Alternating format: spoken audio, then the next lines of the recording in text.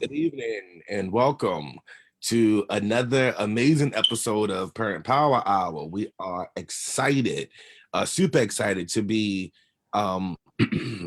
joined by two esteemed guests, Brother Jamal Jones with the Algebra Project and Sharlimar, who's an educator, as you can see. I can guarantee y'all definitely in for some good information. Good conversation and folks who are definitely on the forefront doing the work. When we start you all, we always start off with a connection question.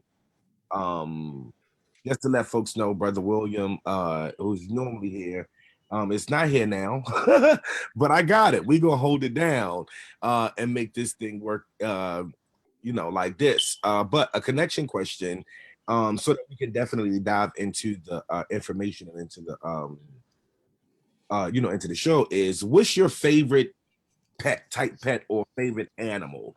Just something basic. And of course, audience, folks who are watching, please share in the comments. We can start with you, Brother Jamal. My favorite animal? Yes. Do these have to be species that still exist? No, whatever you want. Do they have to be species that have ever existed? Well, I want to go with a phoenix. A phoenix. Okay. Okay. And my favorite is elephant. I love elephants. Love them. I love them. I have them all around me. And I am not in one of the Divine Nine chapters either. I just love elephants. I follow them online on different, Do you point them towards the door? I do. I put their butt towards the door. It's supposed to be good luck. Yeah, I do. So the ones that are above me right now on the shelf, they are all facing my door right there. I like them in different colors, particularly blue. So my logo for my company is an elephant. That's amazing. I know a lot of people like bring good luck and all that stuff. I do like them as well. I am a lion lover. I'm a Leo. I have lions like everywhere as well in my house. I just love them. Tattoos and everything. I think I'm the king of the jungle sometimes myself, so it just works for me anyway. So again, thank everyone for who's already tuned in and joined us. You all, please share the live as I get us into all of our rooms and groups and get us set up here. Share the live. Remember to ask any questions and make comments that you have, as we always do. All right, just give me 1 second to click this last. I think this is the last one, y'all. Come on. Yep, here we go. There we go. Got that out the way. So to get us, to get started, again, the first question I'm going to ask you both is, what brings you to this work? And if you could share who you are and why this bill matters to you. Why the work still matters to us? Or this bill? Well, why this bill matters to you. Oh, okay. All right. So I am an educator and I've always been an educator and supposedly spoke that into existence as a young child that I was going to be a teacher. And always played teacher in the summer. I was the kid who, when the teachers, back in our day, the end of the year, they would give you the papers that they didn't use. And before they threw them out on the ditto paper, remember we used to smell the paper when it was fresh off the thing? Jamal might be too young to remember that. But I think me and Tyrone in the same age group. So take those things home and they would become our summer school kit. So just a great love and affinity for learning and studying and reading and wanting to keep Black children and brown children excited about learning and understanding the process and what it means to be a learner and how to learn. and to learn for self and to learn for community. This particular bill came to my attention through Frank at the ACLU, and Jamal's a part of that group. They've started ARMS, and so they invited me to just sit in with them on this bill. This bill is Senate Bill 662. It's by Senator Ellis. And the bill is called the Commission on Multicultural Education. And so what this bill, what the request is asking that a commission be set up to conduct research on developing a multicultural curriculum, with standards. And then this group would come back and report its findings. And then from there, a curriculum could be created and established to be taught in Maryland schools. So I know Frank through a coalition that I'm a part of, MARI, which is the Maryland, not the Maryland.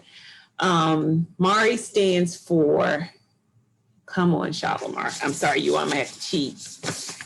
Maryland Alliance for Racial Equity in Education. And so that's a group of Black and Brown advocates from different organizations such as the ACLU, ACY,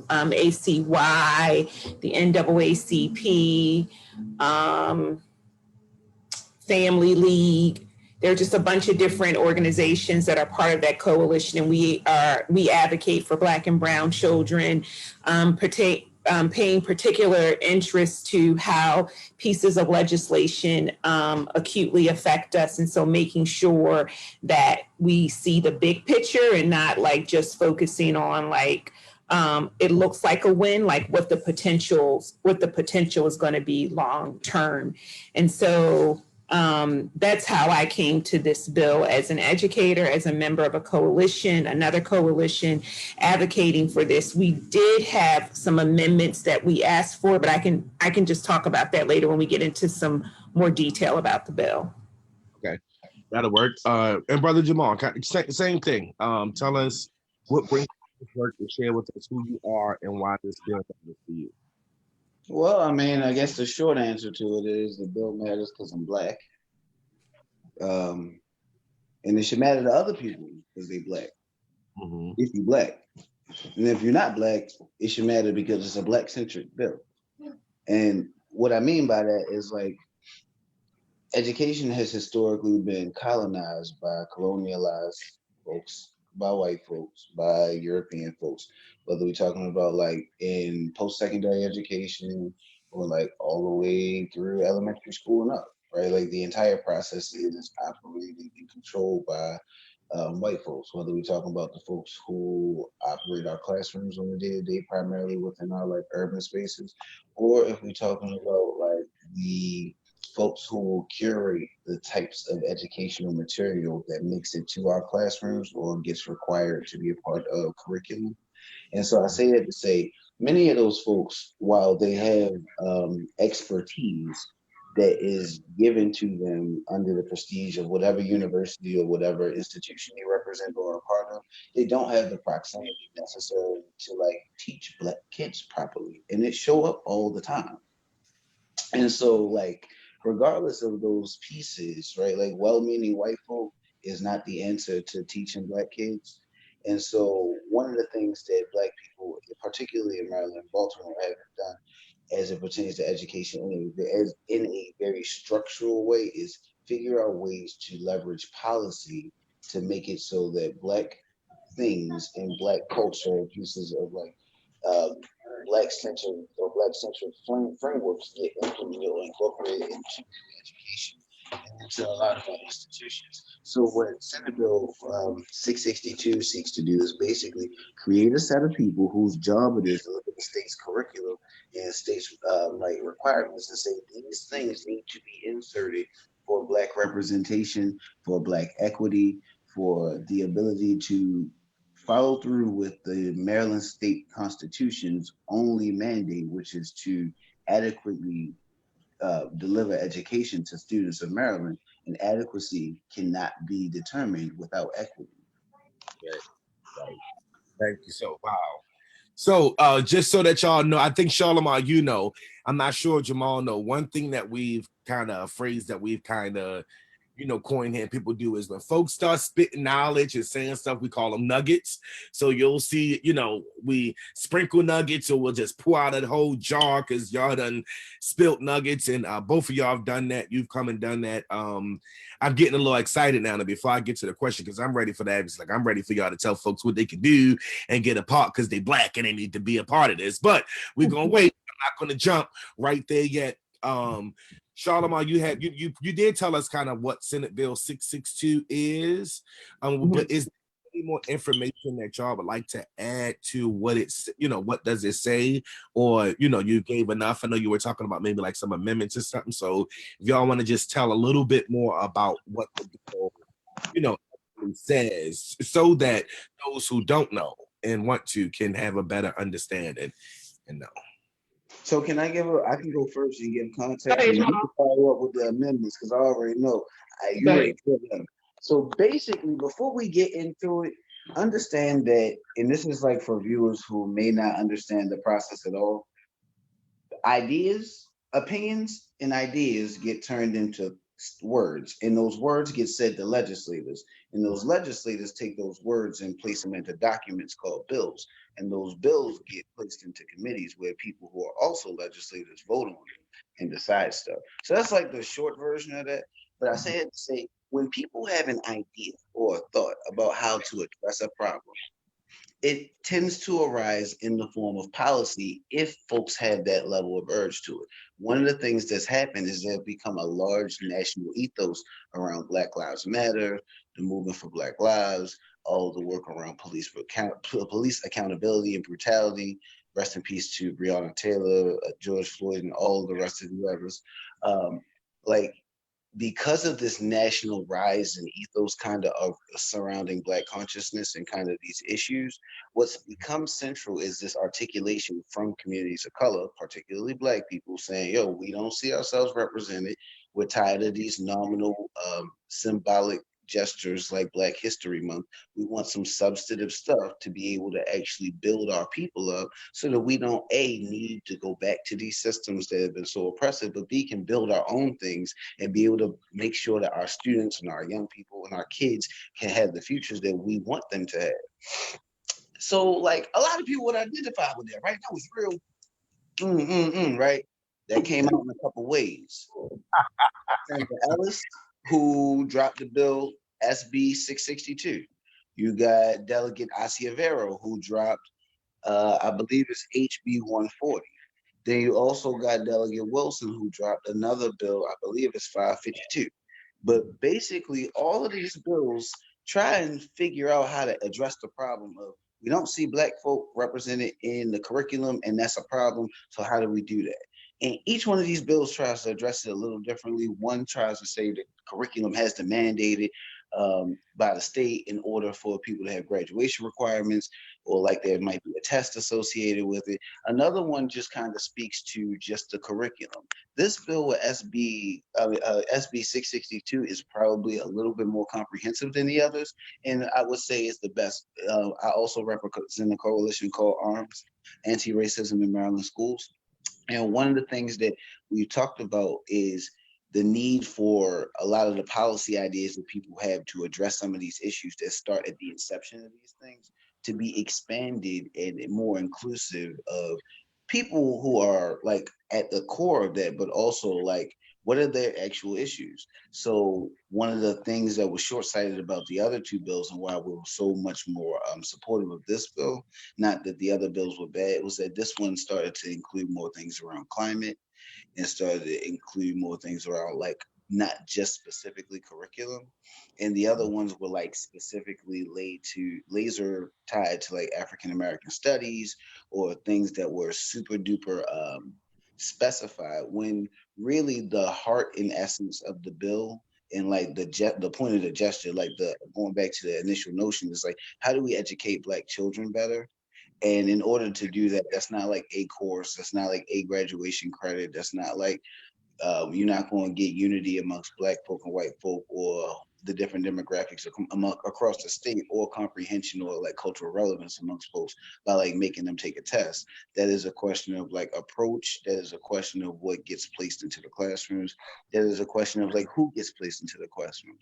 All of those things are things that are kind of seeped into one way or the other. The work that the commission on SB 662 would be doing, and ideally, after the commission's done its work, there'll be some recommendations that go forward, and those recommendations might include things like mandatory this or mandatory that, or education that come from here, activating different HBCU pipelines to be able to produce some, like different things may come of that, but the goal and the heart of that is Black children are being disserviced.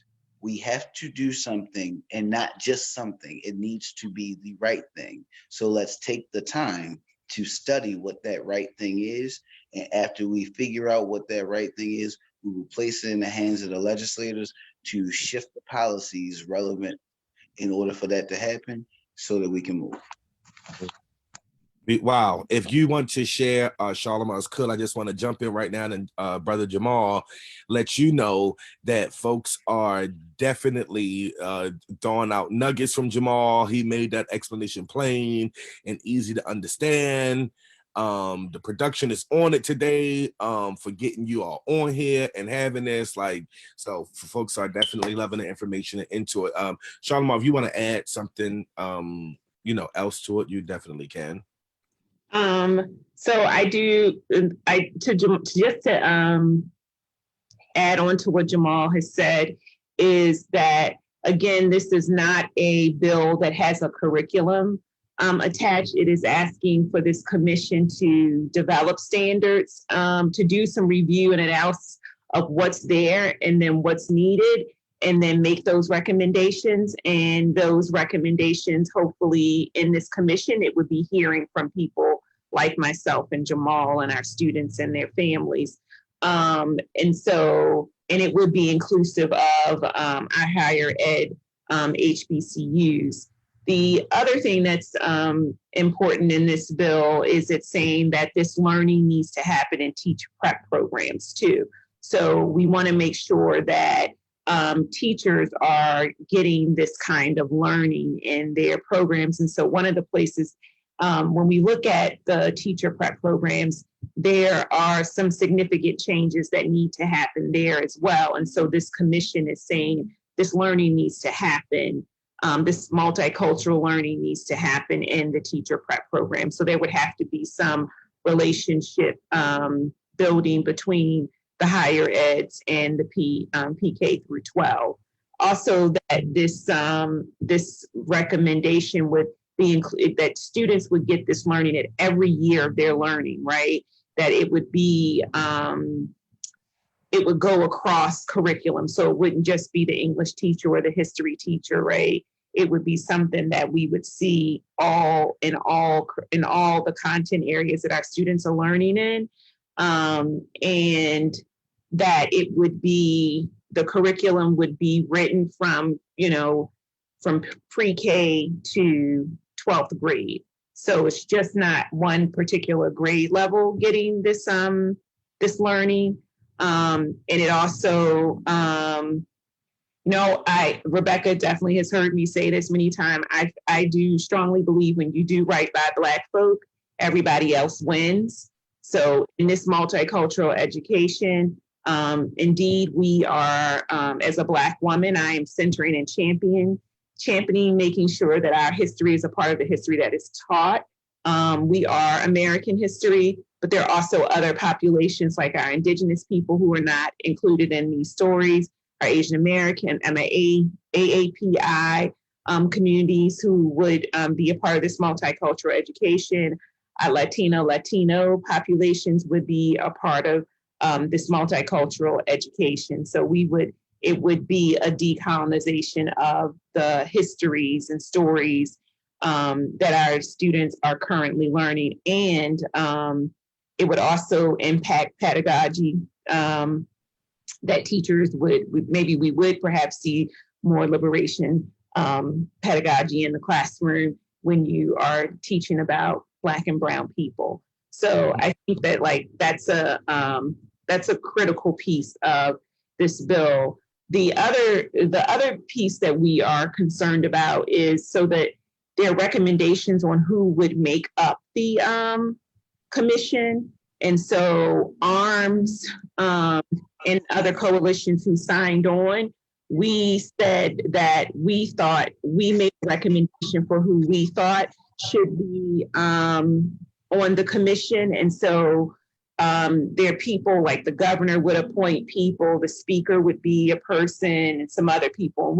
And our recommendation is that we support it, but we want to amend the process by which commissioners are appointed. So we want to ensure that the people who are on this commission are content experts. We want to make sure that these people who are on the commission are from the community, that they are also, we want to make sure we have some academic folk, in particular from our HBCUs to include.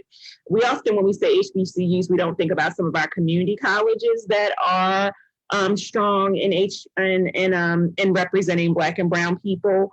And we want to make sure that, so we thought who was best positioned to make the appointments and should be in this conversation about who is going to be on this commission are the Black Caucus, the Latino Caucus, the Asian American Pacific Islander Caucus, and the women's legislators of Maryland. We'd like to see them be the people who make recommendations for who is on this commission. And we like to see people like Jamal or myself on the commission. Absolutely. That's where, listen, that's what I need. I love everything you said and all of who you want, but I mean, that's who I needed to hear, because I need to make sure that representation for our, our city kids, parents, and folks who are going to definitely, represent and speak. So that's good. Y'all have, see, this is what you get, y'all, when y'all get smart people on the show and people who know all of the good stuff. They come on and they ask your questions before you even get to answer your next questions, and they dig into information and stuff. So you've kind of already answered, like, you and Jamal both have answered why this is important, right? Like, which is stuff. I mean, Jamal straight started it off because we Black. And if you're Black, you need to care. And I don't think there's more of an important reason than just that for me personally. But what I will ask is what could, I'm sorry, let me ask this question here first. I love what I'm hearing. Thanks, Sharlimar. This is super important legislation. These are just some of the comments that are coming in. The question is, how will families and teachers be able to submit recommendation input to the committee once it is established? Oh, Jamal, do you know? The same way that people do stuff all the time. You gotta know people or know the process and keep your ear to the ground. I ain't gonna like be phony with you. I'm gonna keep it a big. Basically, the legislative process is a need to know basis, and most people feel like you don't need to know whomever you is, right? Because you ain't there. And so I'm saying that to say, like, once the commission is formed, there's going to be some process where there's some open meetings, just like every commission. And at those open meetings, they're probably going to do some version, because they love to do this, where we go to different counties and host a town hall from here to here over the course of some time. They're going to host some listening sessions, and probably those will be the times. But also, like, 52 fake out, because, like, you got to be something just happened in my house, and I think it's a ghost. 52 fake out though, because like you gotta know when those meetings are. You gotta like know a person who can get you that link if we still virtual. You gotta like know a person who can get you the room number at what time and when your bill won't be up. Like all of that stuff. And generally speaking, that's what people pay legislators. I mean, not legislators. That's what people pay lobbyists for. That's what advocates go down for.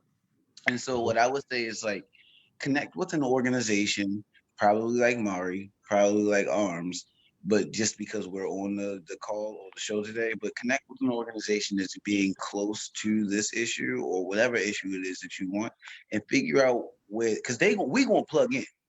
I'm gonna be there. Question is, y'all gonna be there. So we could also just like when we know the commission is established, like we could come back to meet teachers democracy and say, hey, let your people know that the commission has been established, and then like give them whoever the chair's name is, or if in the beginning it's just like, oh, here's Frank, here's what's the other two women in your group, Jamal and Arms? That's Dr. LaShawn Stitt and Guesser.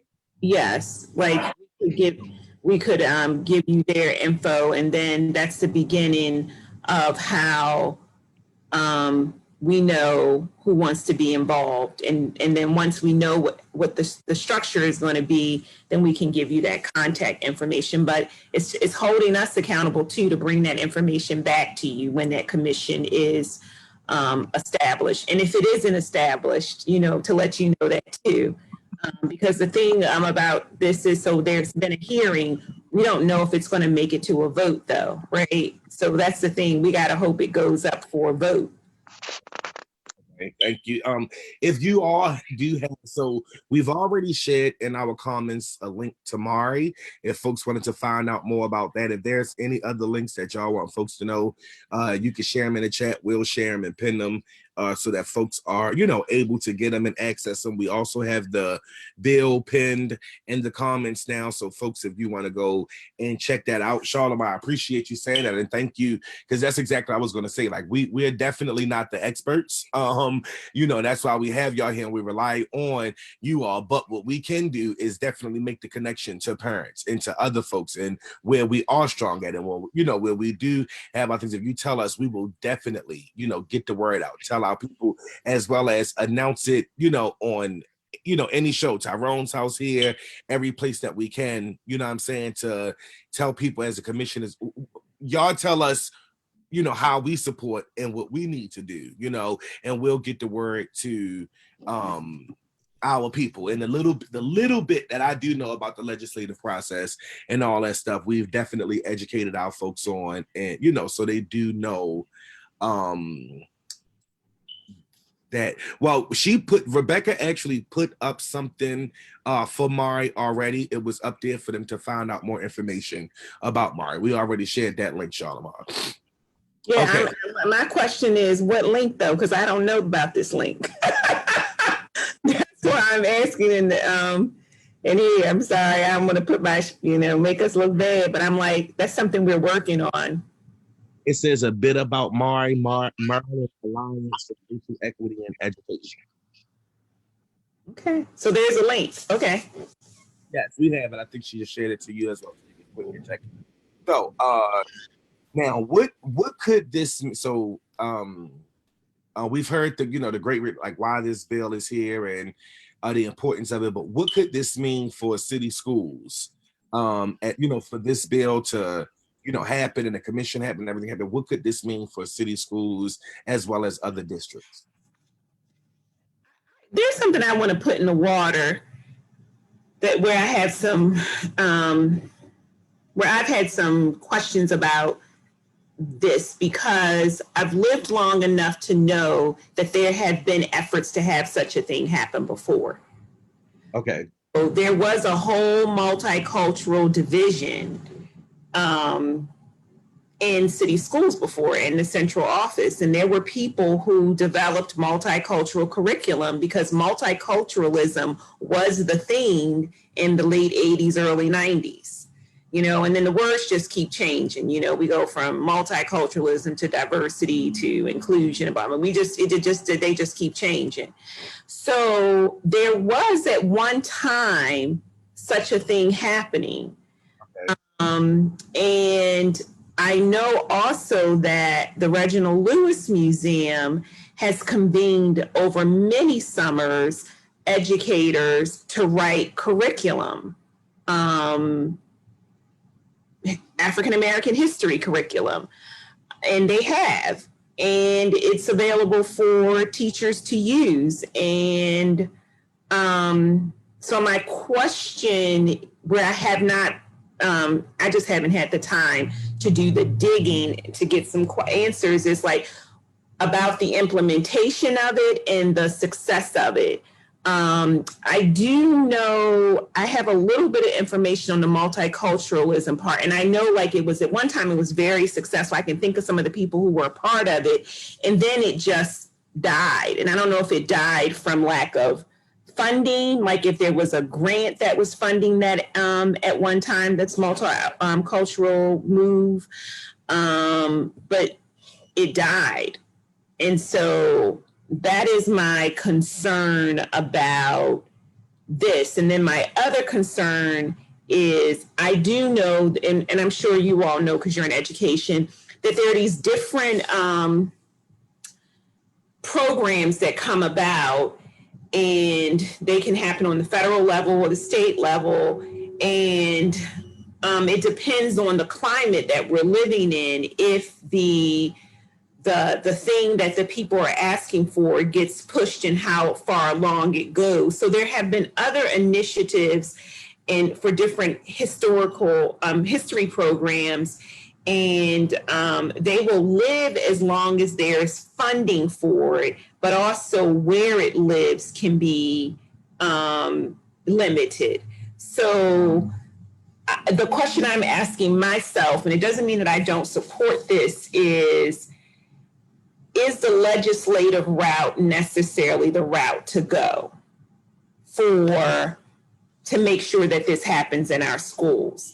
And if this is happening in our schools, what will have to go? Because if this curriculum that these recommendations that the commission is going to make, I'm imagining it should be radical. And so then it's going to bump up or rub against other things that are being taught in the school that we would have to question and say, why are we teaching this if we're saying that this is what we should be teaching? So I just want to be transparent about some places where I have some questions and concerns that I believe, like to the person who asked in that question, that's why we need to be if this commission happens, we will need to be in those public meetings that they have so that we can ask those kind of questions to ensure that this commission with its recommendations has sustainability. Gotcha. Okay. Wow. Okay. We definitely should be. If okay. So if it was to, so if we come and let's speak in existence. Let's say Okay. and we get it, and everything is passed and it's worked out. The commission comes with great recommendations and all that stuff. What do you both foresee? The benefit of it being for students. I think there's a couple points, and then I also want to tag on to what Sharlimar was talking about. Hey, brother, this is I'm sure, but y'all show. All right, so to answer that question directly, what does that look like? Take the outcomes that we got and flip them. Take the direction of the investments that we have in things like policing and flip it. Take the concept of a Black History Month and flip it to baked into everything year round. Take the context of a physics class and those who are referenced as the experts or those who are referenced as notable in their work, the work that's highlighted being different folks. Think of this as all of the classrooms where teachers feel like I have no context, no connection to my students, I can't do this.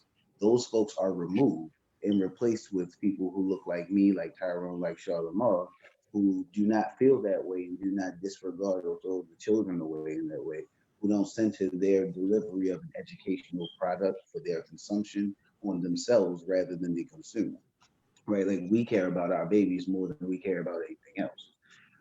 So what that looks like is imagine you were able to sit down at the school with your folks and be like, this stuff should go into the class. this stuff is I mean, I guess we can, like, that's nice to add in, but we need that. No, this is central. No, you cannot tell that story like that, right? Like, I have an elder who used to say that the story of Jackie Robinson is very interesting because there are those who describe him as the one who was so great that white folk could not, like, just not allow him in.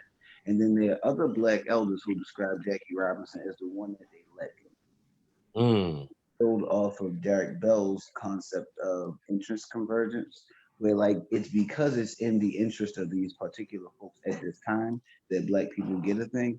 So, like, like, forget that, right? Like, this idea, because all black folk have it, right? Like, even with this whole pandemic, right? Like, we was like, oh snap, the world messed up. We finna get something. We finna get something, and then we did. But that's how it worked with black people in America, right? Like, there has to be a stated vested interest or gain for white folk in a way that they understand to not be something that you can disconnect from black folk being benefited, right? Like, it has to be, we gotta take these niggas with us, like, literally. And so, like, I say that context to say, like, the things that we are looking for to happen because somebody got to work real hard at it, all of the things, like what teachers had, like those cute Instagram posts where you see a teacher has changed her hairstyle so that the student, like, she is able to do that without administration making it a thing, right? Like, those types of things become natural, and young people who are in the schools or in educational spaces become more active, more like likely to engage in that space, and it becomes a space that, quite frankly, they get to help shape. And who don't like something they get to shape, right? Like, Yeah. that's just how that works. And to Charlemar's point, the question of feasibility and what's possible with this commission, this is what I'm gonna say. It's just a commission. So I'm gonna keep it a being with y'all, right? Like, it's a group of people who come together and get to say, these the rules, or this is what we think, and give it to the legislators. It's just that what it means is, because it's a commission, the legislators have to take it. Right? Like, when you and I just walk up and give testimony, you're like, eh. With the commission, it is a page, like a set of people whose job it is to do that and review that, and they have to do that. So, like, but I've also seen them waste money on stuff like that too. So, like, maybe a commission is going to work, maybe it isn't. I think what Charlemagne is pointing to is something that a lot of folks have pointed to for a long time. And us over at Algebra Project, and kind of folks over at LBS, not kind of, folks over at LBS identify, like, what actually needs to happen is there needs to be some investment in Black institution building. Right? Like, what we need to do is actually be able to build up independent Black infrastructure that is able to deliver education as a product or as a good to our students in a way that we identify as culturally relevant, in a way that we identify as Baltimore relevant, in a way that we identify as, like, community centered, or whatever the framework is. But as long as what we do is allow for other folks to make those decisions, which is what this process of engaging in legislation is, right? Like, ultimately, the representatives have to press the buttons that we want, and we can either put pressure or not. But sometimes that works, and sometimes it doesn't. So, to Charles point, like, take the damn button away from them. We'll build our own, and then we don't gotta ask them, right? Like, we don't have to create a bill about a commission to teach the right stuff if we put the right educators in the space and resource the damn thing from the beginning, and allow Black people to teach Black kids the way that they do in a damn house, instead of pretending like you need a degree or some person name on a university to stamp your ability to productively teach Black children. Like, that's not our stamp. That is the pipeline. That is, like, when we talk about who's able to, it's like the grandmothers. It's like the grandmothers don't come with letters behind their name. The grandmothers come with 70 years of experience that you can't quantify with these damn letters. So, like, the reality is, we got to build our own if we don't want to have to ask no questions or deal with any of this. But that's going to take a lot of money. It's going to take a lot of work. It's going to take a lot of time. I'm willing to do it, and I'm with it because it makes sense. That is the way that, like, we're going to be able to, like, be able to make these types of decisions and just do it. Because the folks over at those private schools, they just do those things. Many of the things that are like legislative conversations for people in Maryland, particularly Baltimore City, private schools just do. They just kind of do. And most of that is because they got the bread to flex like that. So, all right, cool. Let's figure out how we can resource some institutions that can flex on their own and not have to worry about getting caught up with what the state want to do or don't. But in the meantime, what we got to Sharlimar and everyone else's work and point and credit is this commission and a set of folks committed to trying to move the needle from where we are to where we need to be, which is independent institutions. But for right now, we have some things that can be shifted within the institutions that are going to be in play. So let's shift those things now. And then in between, and in the long run, what we really need is some African-centered schools, some Sankofa schools, some of those things that are going to identify with our folks and come with our people in the beginning, which quite frankly, if you ask me, and this is to the point of Sharlimar's thing, I think at the heart of it, like the institution of public education as conceptualized today is not meant for producing productive Black minds. It is not like that's not its job. And so like if that ain't his job, I don't really know the extent to which the commission will actually be effective, because that's what they're trying to figure out how to shift that system to do a thing, whether it's like the sustainability of the shifts, if it's a grant to go, like however they're gonna have to figure that out. That's like you gotta figure out what legislator gonna be there on any given year or whatever. But for me, I know for a fact if Sharlimar was given a $200 million budget or a $40 million budget or a whatever $1 million budget and was allowed to bring her folks in and create her thing the way that individuals with resource can, then I'm sure that these things wouldn't even be a question of policy. Like we would all be beating down the door to try and get in. Yeah, yeah, without a doubt. I agree with that. Wow, judges, the knowledge, and I will say this before I read comments. Jamal, I want folks to know, Sharlimar kind of, led to earlier saying that he was young. I say he appears to be younger than us. Yes, a little younger than us. I just want to I've known Jamal now for years now, and it's not new, but when I first met, him back then, it was definitely one of those things where it was like, turn my head, like, this bro is freaking amazing. You know what I'm saying? And you want to learn a lot. Sharlimar, when I met you was another one, definitely stood out in the group. And I'm like, just super happy and excited. When I got woke up to host here, I wasn't too mad about it because I knew I was going to be sitting with two no people. But I want to read these comments before I get into the last question also. Great question, Sharlimar. At what point does this work stop being a commission, a department, a project, a history month, etc.? When does it become the way we teach? So literacy, math are intertwined with anti-racist curriculum. Also, I think it's culture shift work, but sometimes we need to make projects and commissions until the work takes root as the normal way we do teaching. One of our educators who watches say, I know students and all students lock in and hold on to information when they see themselves in the delivery of the lessons. Jamal, you done sent our people to church. They in here amening and dancing and real talking. And I'm just waiting for the little shouting emoji. The people that come through since that's where they are. But lastly, before we wrap up, because we pretty much. Hey, Sharlimar. I just wanted to just add some things about like what would happen with such if this commission makes the kind of recommendations we want. We would have students learning, we would correct what's incorrect in what they're learning now. We would get information and context and storytelling and powerful storytelling and uplifting storytelling about their history, so they would not be entering stories about themselves and their histories from a deficit point of view. So that the entry point would be far greater than what it is now. I think that we would also see local history too, right? That the history that the students would be learning, or the stories that they would be learning, would be inclusive of specific things to Maryland.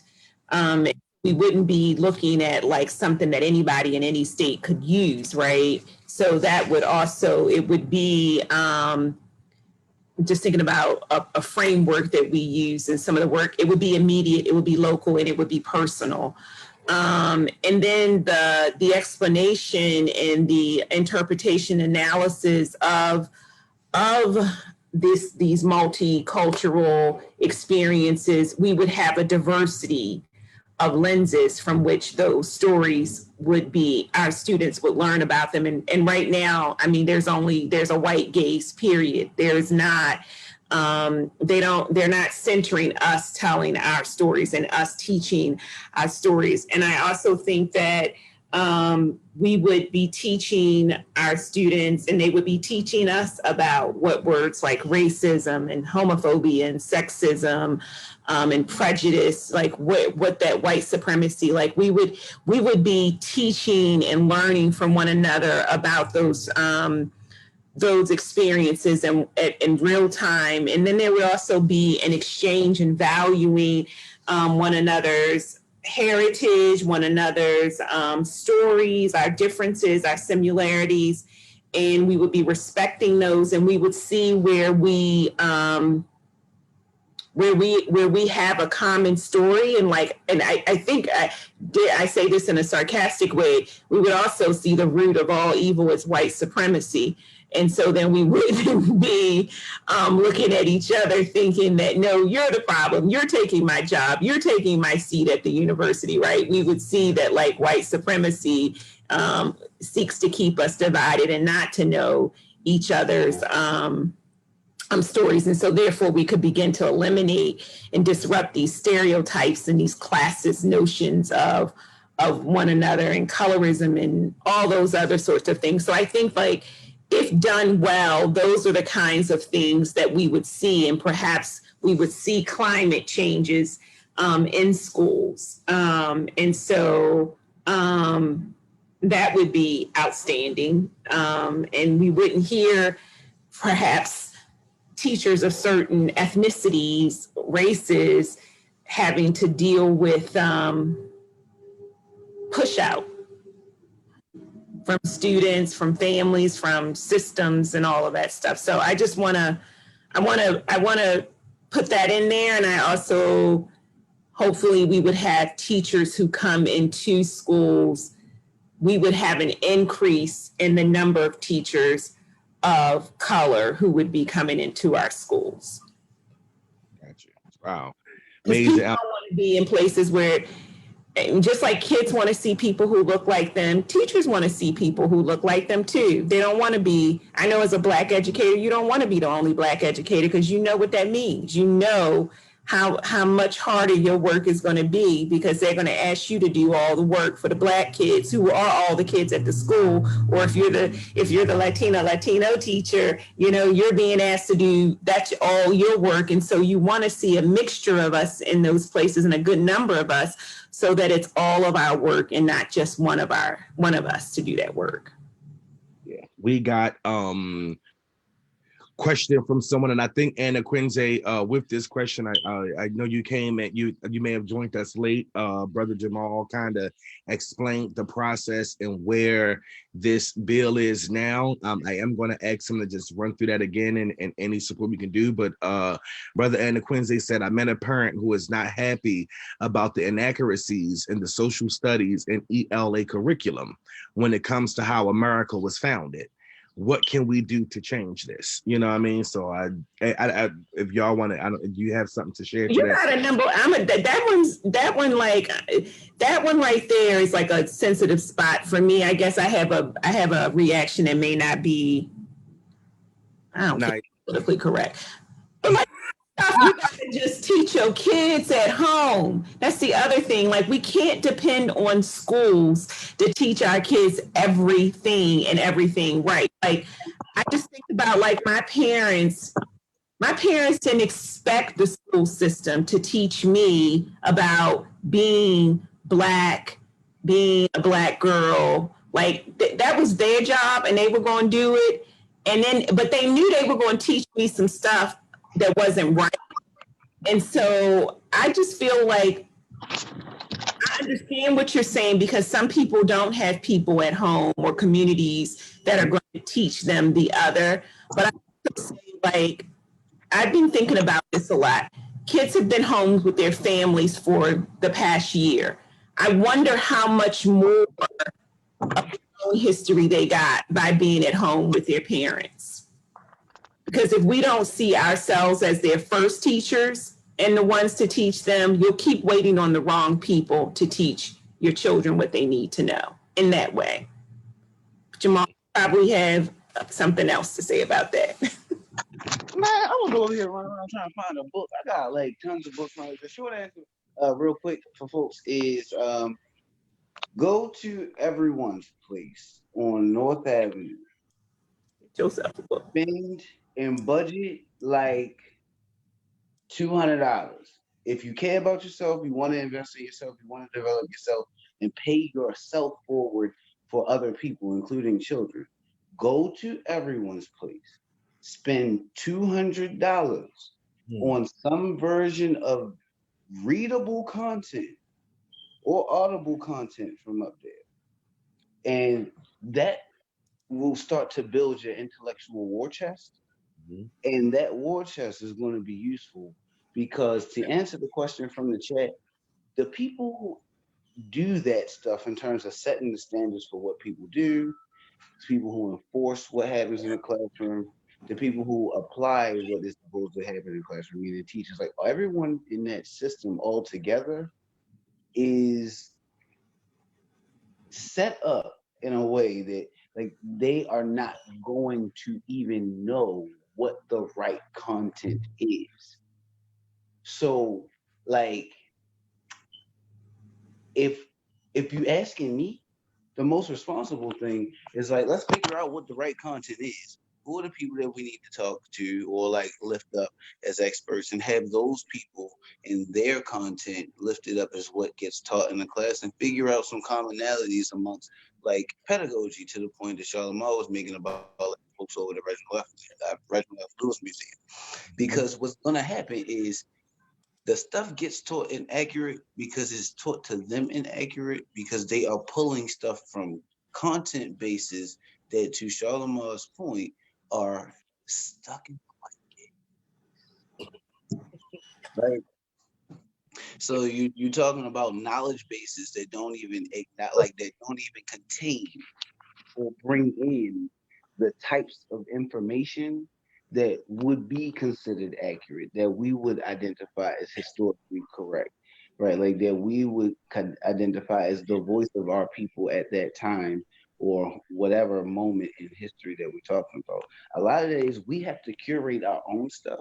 So to Charlemagne's point, is like we got to teach them, and if we don't got time to teach them, we need to teach ourselves. Go spend that 200. And after we teach ourselves, tell them what goes into that classroom. No, we are not going to take a unit about this. I want you to take excerpts from this book and put it in there. And structurally, again, that's what the commission seeks to do, because you get that from teacher to teacher, right? Like some teachers do it well, and that becomes the reason for not changing the policy. Some teachers do it bad, and that becomes people's fire for creating a different set of policies, which is why we have 3 and 4 and 5 bills to try and address the same problem. And so I say all that to say, what I've seen be the most effective in these moments in terms of like getting that shift to happen in the classroom is literally finding the content that you want and delivering it with a demand that this be the thing. Because even if they say no, that starts your advocacy fight. That starts your organizing fight. Because now you are watching the institution being resourced by you on how to do its job, and it telling you no. That is insanity. And at that point, you should want to fight. Because can't nobody play in your face like that. At least if you from Baltimore, can't nobody play in your face like that. I don't know about that. Mm-hmm.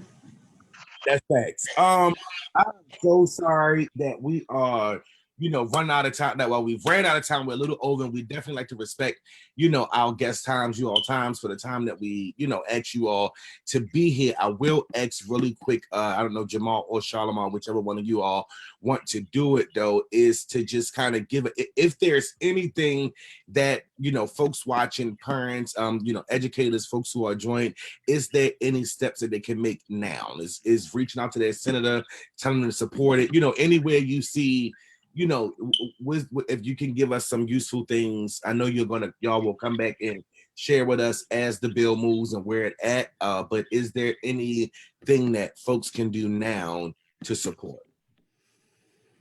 Yeah, my quick two plugins is just connect with an organization that's like doing stuff. They have a list of stuff, I'm sure, because everyone's like in high overdrive because we're nearing the end of session and crossovers occurring soon. And crossover, by the way, for folks who don't know, it's like you got two sides, the House and the Senate, and they both make rules. But in order for the rules to work for the whole state, they gotta make sure that they're the same on both sides. So they cross over for companion and bills. And it's a strategy to make sure you get approval on both sides at the end, but B, it also makes it so that you can get the most representation and like responses from it. But all that to say, like, crossover week, it's a lot going on. It's basically like all-star weekend for legislative process. So get in the game, check in somewhere is my first plug. And then the second plug is definitely look at the committee members. I do not know them off the top of my head for both, like all the important committees, quite frankly, Ways and Means and stuff and such on the House side, and the Senate Education, Health Education, and whatever else committee it is on the Senate side. But look at those committees, watch the hearings because they're on YouTube. You can see them, so you can do that. But in terms of direct action, go to the MyMGA website, look up the people who are on those committees and email them. Because at this particular point, it's EHE, right? Education, Health, and Environment. At this particular point, what legislators are really banking on or trying to like use to the credit for their decision making process is what email testimonies or what emails folks are getting plus whatever oral stuff is, and they're severely limiting oral testimony. So emailing into those legislators and urging them to actually pull the bill out of committee and give it a vote is a significant thing. Here's why, just really quickly, the bills die. They get stuck into a drawer and they die. No matter how good of an idea it is, no matter how right or how right it is, no matter how common sense it is. Sometimes legislators feel like they don't have the time to do it, or that that's not the right time, or that they don't have the right levels of support, or that they don't have whatever they feel like they may need. But a bill will go get placed into a drawer and it dies. It just lays there. It will not get voted out. It doesn't get voted down. It just doesn't get called for a vote. It's one of the major strategies legislators use to try and keep things the same without showing stuff. So there wouldn't be even a vote for it. So like the call is to actually get it to a vote and the vote out. So if we can get folks to help support that, that will work. Got you. Y'all see that? We have posted a link for the Health and Education Committee, environment and committee, you all on the page there that show you who the committee members are and everything. Sharlimar says to tell Paul Pinsky to bring Senate Bill 662 up for a vote. So these are things that we can do now immediately. So please do that. Again, as information come up and other things come up, y'all please share with us and we will definitely spread the word. Thank you all so much for being here today, taking your time out. Clearly our folks have we've just shared Paul Pinsky email address and everything is there, so you all can get it from the comments. Again, thank you, Jamal, Sharlimar. Thank you both so much. We know Frank couldn't be here. It's cool. I think I don't even think you two did the damn thing. Y'all did the thing. Everything was good. Great. What's wrong with damn? What's wrong with saying the damn thing? I don't know. I just because okay. Listen, we done said other things. So you did the damn thing is great. You did the damn thing too, Tyrone. I try to, you know, get this up good, but you also, again, thank y'all sharing the information. Anything we can get out there, we can. Everyone, folks who are watching, remember that this Thursday on after Tyrone's house, we are digging into the family engagement policy that we spoke on last week. That's there. So if you're interested in that, please send us your email address, contact me so that we can send you the link. For that show, Jamal never stops moving. Yeah, Jamal has been on the go since he's been since he's here. But let me tell you though. So first of all, PG plug or like a R-rated plug, whatever it is. I know when I need to state to myself what part of the year. Both of my daughters were born in the same week in March 21st and the 24th. So I am currently managing some balloon, little bit of cake, whole lot of Animal Crossing going on. There's a lot over here. So I'm rapping with the folks, I'm chatting with y'all, but I'm also still being a dad because I gotta do that too. Understandable. I listen. Fire, preaching fire, and I commend you for that. I'm doing it. You know, again, thank you, Ayaji. I'll send you the information. Again, anybody else who wants to join us on Thursday at 6 o'clock, we will be on a Zoom call, digging a little bit more into the draft policy that the family engagement folks have put out there. Share our thoughts and just, you know, educate folks on that a little bit more. Yep, see y'all Thursday at Tyrone's house. Y'all got so many comments on like right on, you're preaching, just everything is good. Folks love y'all. Thank you. And school board meeting is tomorrow evening, y'all. So as always, you know, be there. If you know, got a second and you want to testify, get it, you know, put it together and get it in before the deadline tomorrow and represent. Thank y'all. Peace out. Peace.